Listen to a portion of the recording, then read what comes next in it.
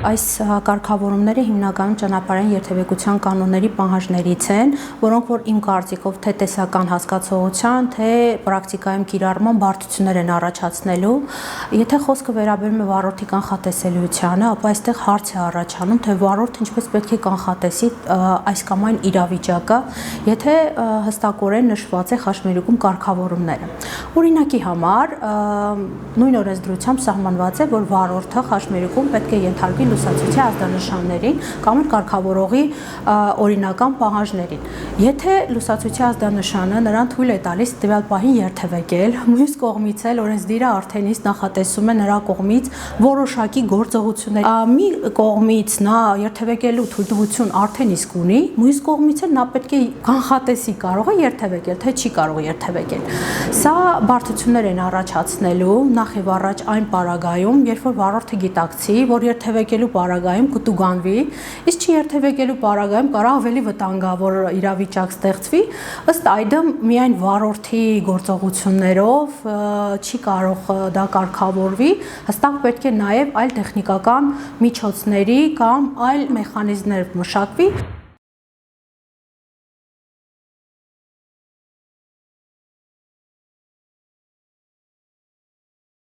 Եթե անդրադառնանք ապացույցների բեռի բաշխմանը, ապա վարչական դատավարությունում հստակ նշված է, որ ապացուցման բեռը դրված է վարչական մարմնի վրա, ըստ այդմ վարչական մարմինը ինքը պետք է նախ ապացուցի իրավախախտման փաստը, հետևաբար եթե խոսքը վերաբերում է, որ վարորդը պետք է կանխատեսի իրավիճակը, նոր մուտք գործի խաչմերուկ, ապա որոշակի հարգելի հանգամանքների առկայության պարագայով նաև կարող է իրավախախտում չարձանագրվել։ Օրինակ, երբ որ վարորդը ունենալով թույլտվություն մուտք գործել եւ երթևեկել տվյալ ճանապարհահատվածում, շարունակում է երթևեկությունը եւ հանկարծակի դիմացից ինչ որ մեկը արգելակում է կամ դանդաղ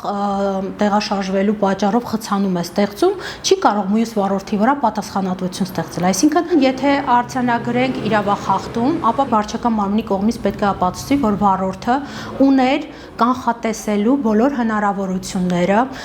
կամ հակառակը վարորդը պետք է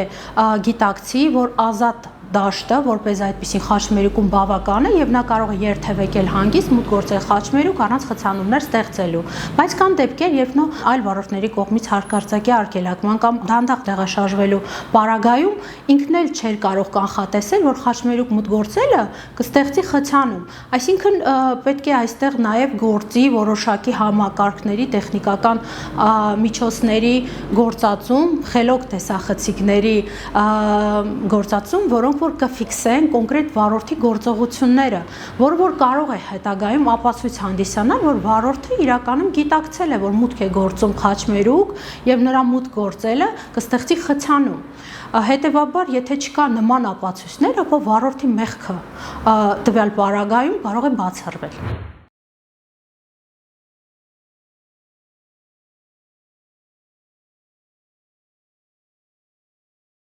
Բնականաբար մեկ լուսանկարի միջոցով հնարավոր չէ ապացուցել իրավախախտման փաստը,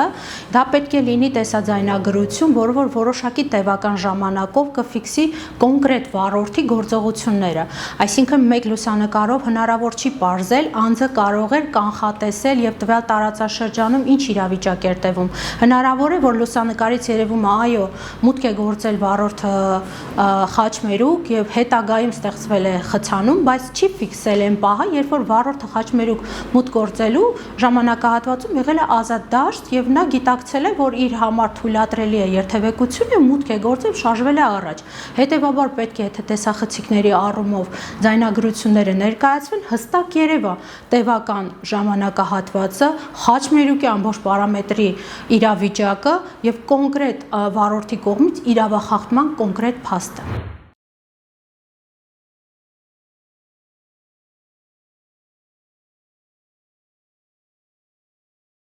Միանշանակ բարդություններ առաջանալու են, որովհետև օրենսդրական այս նորմը ունի շատ բացեր, եթե միայն ու միայն վարորդի վրա դրվի պատասխանատվությունը եւ այնտեղ կոնկրետ խաչմերուկում կարգավորվող լուսացույցերի, կարգավորող անձանց կողմից որևիցե պատասխանատվություն կամ որևիցե գործողություն չկատարվի եւ միայն վարորդների վրա դրվի այդ պատասխանատվությունը, որ բոլորը տուգանվում եք, բոլորը խցանում եք ստեղծել, սա կլինի անարդար։ Այսինքն վարչական մարմինը եւս պետք է կրի պատասխանատվություն։ Խաչմերուկը կարգավորվի այնպես, որ աջ, ուղիղ, ձախ, մուտքգործող տրանսպորտային միջոցները հստակ ունենան պատկերացում, իրանց համար արգելվում է երթևեկությունը, մյուսների համար թույլատրելի է, մեկը մյուսին չխանգարեն, բայց ցավոք սրտի մենք ունենք Հայաստանում բազմաթիվ փողոցներ, որտեղ խաչմերուկներում լուսացույցներ այնպես են տեղադրված, երբ որ միանգամից տարբեր կողմերից ավտոմեքենաներ թույլատրվում են մուտքգործել տվյալ խաչմերուկ, եւ սա է առաջացնում խցանման պատճառներ։ Այսինքն վարորդները գիտակցում են, որ իրանք արդեն կարող են երթևեկել, բնականաբար բոլորներ աշխատանքի ինչ որ անձնական հարցերով շտապում են, ոչ ոք չի ուզում երկարատև մնալ ճանապարհի վրա, եւ ըստ այդմ պետք է նախ եւ առաջ հենց այդ խաչմերուկում կարգավորվի լուսացույցերը, թեկուզ ժամանակի առումով փոփոխությունների ենթարկվեն, որտեղ որ ավելի տևական կսպասեն, մյուս կողմին կթույլատրվի ավելի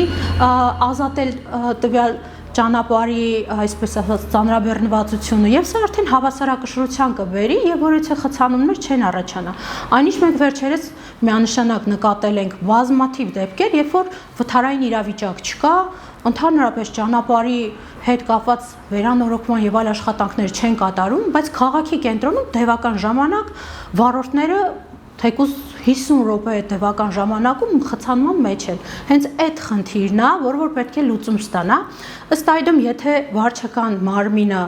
դնի միայն պատասխանատվությունը վարորդների վրա, սա միանշանակ արդար չէ։ Պետք է բոլորն էլ կրեն պատասխանատվություն իրենց չափով։ Եվ վարորդներն էլ պարտավոր են, ինչքան էլ որ շտապեն, հասկանալով, որ վթարային իրավիճակ են ստեղծում, այդ խցանումը իրենց ավելի տևական ժամանակով կպահի տվյալ կետում,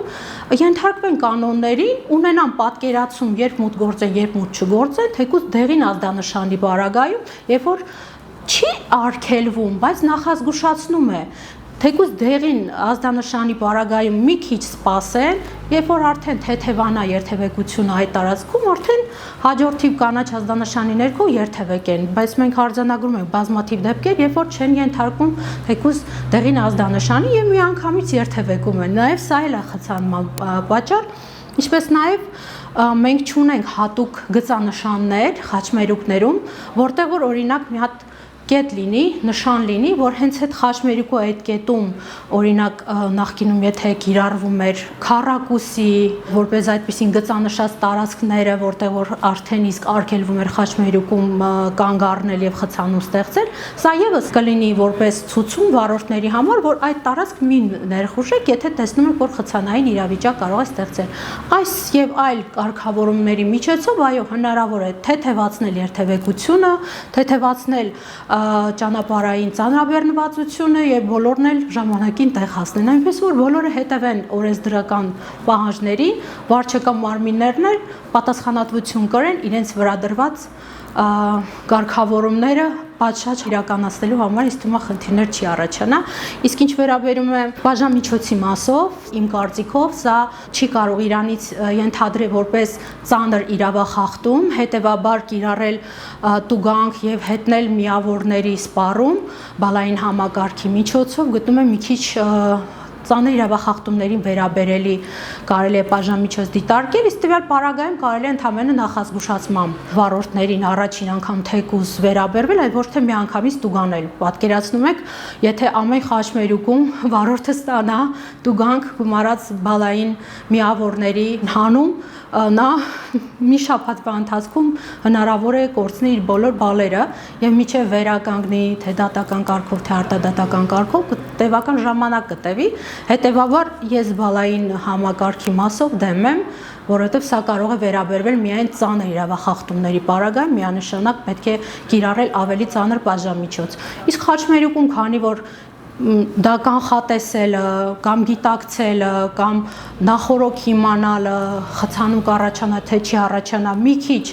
որպես այդպիսին ապացուցման ենթակա փաստ է կոնկրետ իրավախախտման առումով գտնում ենք, որ սա որպես բաժանմիջոց շատ խիստ է։ Մնացած մասով օրենսդիրը հստակ կարգավորում է ինչ իրավախախտման դեպքում ինչ տուգանք եւ դուրս պետք է ստանա վարորդը։ Միանշանակ ապացուցման մասով կարող եմ հստակ նշել, որ վարչական մարմինը պարտավոր է հենց ինքն ներկայացնի բավարար ապացույցներ, որ իրավախախտումը տեղի է ունեցել, իսկ եթե նման ապացույցներ չկա եւ տվյալ պարագայում հարց է բարձրացվել, որ վարորդը պետք է կանխատեսել եւ եթե կասկած կա, կարող է կանխատեսել եւ կարող է չկանխատեսել տվյալ իրավիճակը, ապա ի օգուտ վարորդի է մեկնաբանվելու տվյալ կարգավորումը նորմա, այսինքն չկա ապացույց վարչական մարմնի կողմից, կասկածը արդեն չի կարող բավարար ապացույց հանդիսանալ։ Հետևաբար վարորդները պետք է գիտակցեն, որ իրավունք ունեն վարչական վարույթի նյութերը ստանալու, ապացույցներ պահանջելու եւ տվյալ իրավախախտման վերաբերող արձանագրություններ, տեսաձայնագրություններ եւ այլն ստանալու իրավունք ունեն, անհապաղ պահանջեն եւ եթե խախտվել են նրանց իրավունքները, դիմեն ցանկացած իրավաբանի կամ ինքնուրույն վերականգնեն իրենց խախտված իրավունքները։